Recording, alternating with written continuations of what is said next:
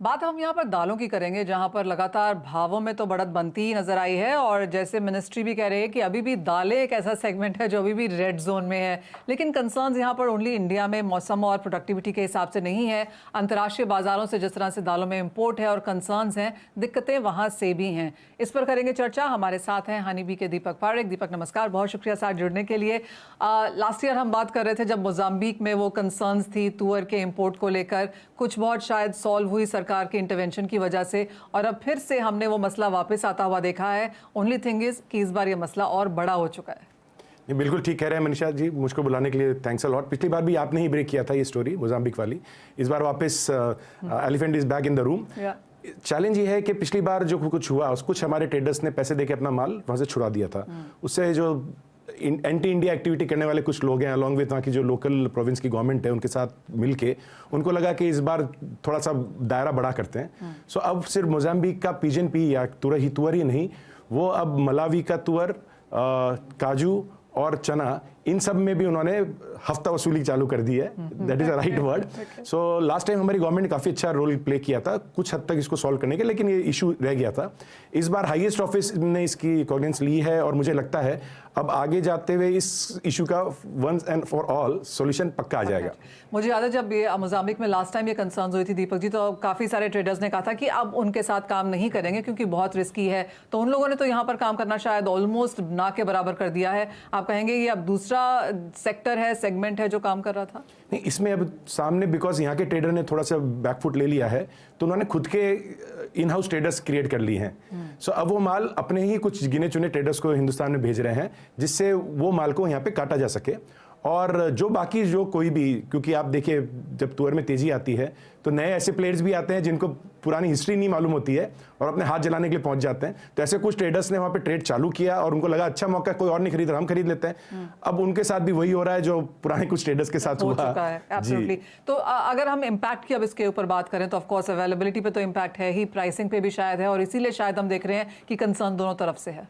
नहीं, आप बिल्कुल सही बोल रहे हैं कि अगर, क्योंकि मोजाम्बिक एक बड़ा प्रोड्यूसर है, हिंदुस्तान के अंदर ऑन एवरेज 3 से 4 लाख टन पिजन पी या तुअर वहाँ से आता है।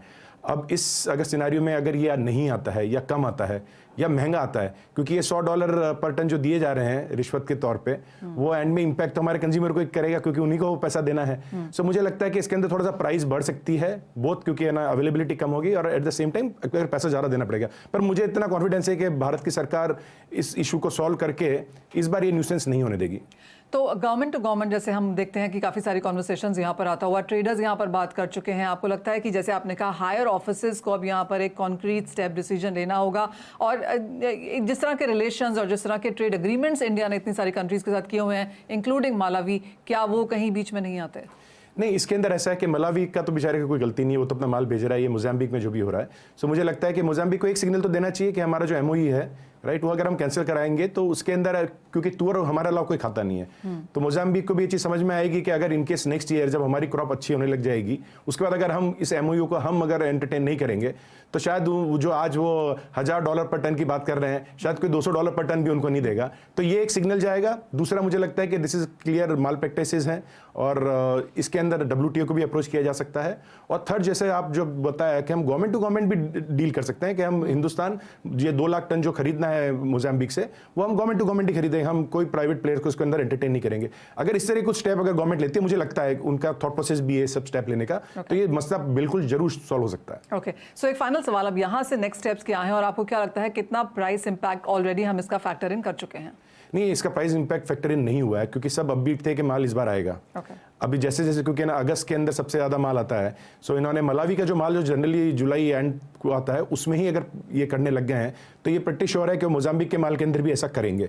सो अब थोड़ा इसका आप इम्पैक्ट देखेंगे अगस्त के अंदर, और अगस्त में हमारी डिमांड भी बढ़ने लग जाती है दालों की। अभी जब दोनों फैक्टर प्ले इन करेंगे तो मुझे लगता है कि यहाँ पे थोड़ा सा तकलीफ वापस हो सकती है दालों के भाव के अंदर, और मुझे लगता है कि सकारात्मक स्टेप जो गवर्नमेंट ले रही है उससे कुछ हद तक मार्केट में सिग्नल जाएगा कि ये मसला सुलझ सकता है। ओके, तो ऑफ कोर्स अभी इनिशियल स्टेजेस पे हैं हम यहाँ पर, लेकिन मसला सुलझ सकता है। कॉन्वर्सेशन यहाँ पर जारी है, काफ़ी सारे लेवल्स पे यहाँ पर बातचीत हो रही है, और वंस फॉर ऑल किस तरह से इसे सुलझाया जा सकता है, आई थिंक उसके ऊपर यहाँ पर सरकारें, ट्रेड्स और इंडस्ट्री भी नजर रखे हुए हैं। दीपक, बहुत शुक्रिया साथ जुड़ने के लिए। Thank you.